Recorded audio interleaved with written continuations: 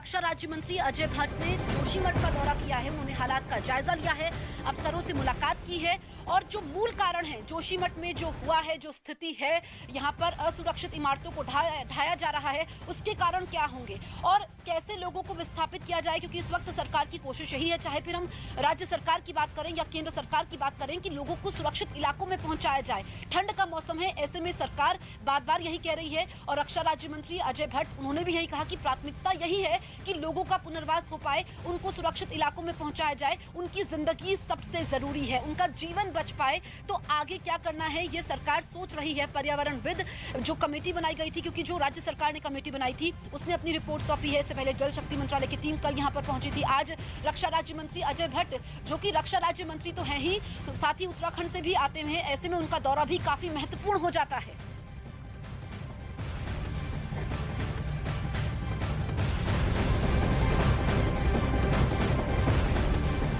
देखिए, साफ तौर पर आप देख सकते हैं किस तरीके से राज्य सरकार साथ साथ अगर केंद्र सरकार की बात करें तो पल पल नजर बनाए हुए इस पर, लेकिन लगातार जिस तरीके से हालात बदलते जा रहे हैं, जोशीमठ हो, टेहरी हो या फिर कर्णप्रयाग जहां पर मैं मौजूद हूं वहां का इलाका हो, साफ तौर पर देख सकते हैं किस तरीके से पूरा का पूरा हिस्सा निकल कर गिर चुका है। ऐसे में ये बड़ी अपडेट इस बीच हम आपको बता दें कि जोशीमठ में जिस तरीके से पहाड़ दरक रहे हैं, सड़कें जमींदोज हो रही हैं, धरती फट रही है और बिल्डिंग्स अब खतरे के निशान तक पहुंच गई, यानी कि उन्हें डेंजर जोन में घोषित कर दिया गया है। और ऐसे में जोशीमठ में आपको बता दें कि सुरक्षा के लिहाज से एसडीआरएफ, एनडीआरएफ और सीबीआरआई यानी कि central bureau research central building research institute है वो पल पल की निगरानी बनाए हुए है। ऐसे में जो होटल है जिसको डिमोलिश किया जाना है, जिसको गिराया जाना है, क्योंकि वो झुक चुका है, ऐसे में उसे भी अब गिराया जाएगा और गिराने से पहले प्रॉपर अनाउंसमेंट भी की जा रही है जिससे कि लोग सतर्क हो जाए। प्रियंका हमारी सहयोगी जोशीमठ में मौजूद है। प्रियंका, क्या डिमोलिशन का काम शुरू हो चुका है?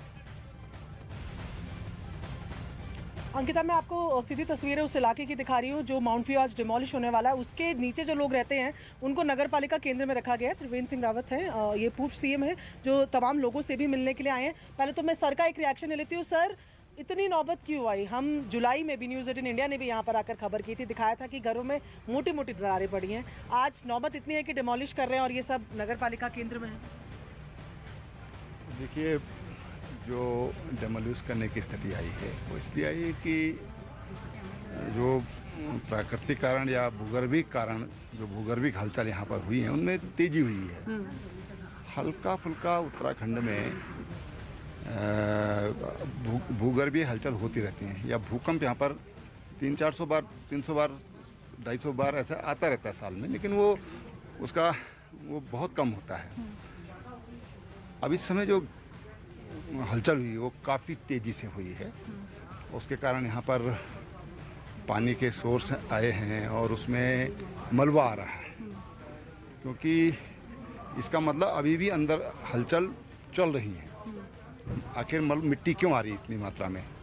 अभी तक मिट्टी को बंद हो जाना चाहिए था। कोई बारिश भी नहीं है, कोई ऐसा भी नहीं है, तो इसका मतलब अंदर कोई ना कोई ऐसे जो पानी के कुएँ हैं वो कुएँ अभी अपना आकार बढ़ा रहे हैं और इसलिए इसके लिए पूरा अध्ययन की जरूरत है। बहुत अध्ययन की जरूरत है। सर, आप यहाँ इन लोगों से मिलने भी आए हैं। अभी आपसे आने से पहले ही मेरी एक शख्स से बात हो रही थी। कहते हैं कि जब हम घर बनाते हैं, हम नगर पालिका से भी परमिशन लाते हैं, हम तमाम जगहों से भी परमिशन लाते हैं। जब इस तरीके की बिल्डिंग्स बनी जिसका भार एक तरीके से कहा जा रहा है कि सेंसिटिव जोन है, इतना भार शायद भूगर्भ सह नहीं पाया, तो उसके लिए परमिशन कहाँ से आती है और सरकार उस वक्त क्यों नहीं चेताती है? देखिए, ये सारे काम नगर पालिकाएँ करती हैं और यहाँ पर जो विशेषज्ञ लोग तो नगर पालिकाओं में होते नहीं हैं।